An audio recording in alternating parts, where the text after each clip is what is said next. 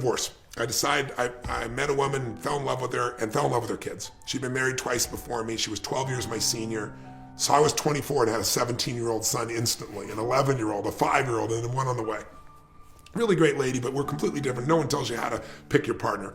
But I fell in love with the children, so I was like, I don't want to lose these kids, you know?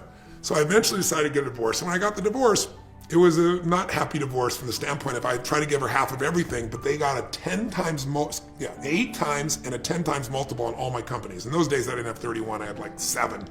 And they were small companies. They weren't billion-dollar companies. They were like less than 100 million, most of them. Yep. And some of them were only dependent upon me, like a doctor. If I don't show up, the whole thing falls apart. And so I'm looking at this.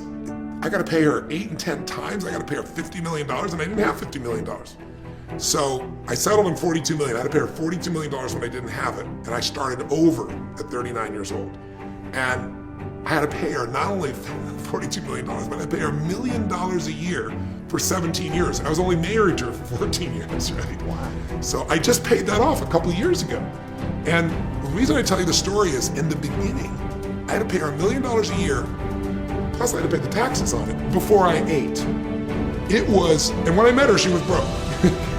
Now I was broke, and I was the best in the world at what I was doing. But the power of that was, when I wouldn't let go, when I finally said, I'm gonna stop being angry, I'm just gonna automate and let go, my capacity grew tenfold. It's like, I never looked back.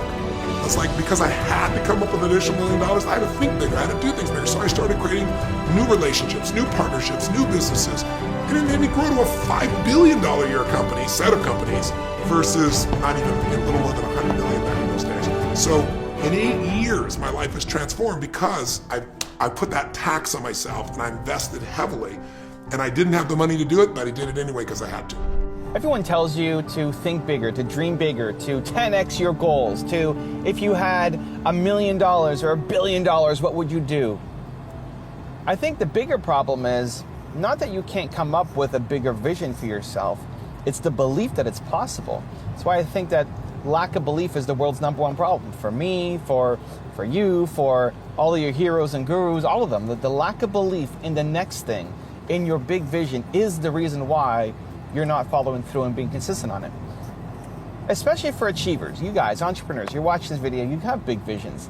You know, if we gave you the challenge of what is your big goal, what is your big vision, what is the life you want to create, we can get lost in the exercises, right? And that clarity is power, right? Sitting down and writing down your goals and where do you want to become and where are you going to be in 5 years, and all of those things can be great exercises to get you started, to get you thinking. And while